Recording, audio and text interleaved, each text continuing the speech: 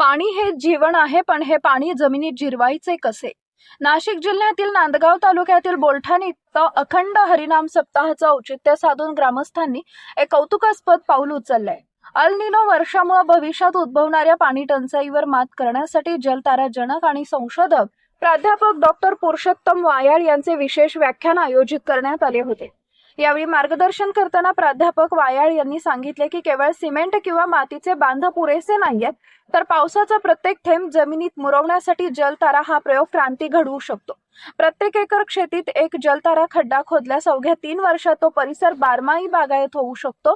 या तंत्रज्ञानामुळे जमिनीतील ओलावा टिकून राहतो, सेंद्रिय कर्ब वाढतो आणि पर्यायाने शेतकऱ्यांच्या खताचा खर्चही वाचतोच. आणि या कार्यक्रमाला स्वामी ज्ञानगिरीजी गुंजाळ महाराज, वैभव महाराज ढेकू आणि परिसरातील ग्रामस्थ मोठ्या संख्येने उपस्थित होते.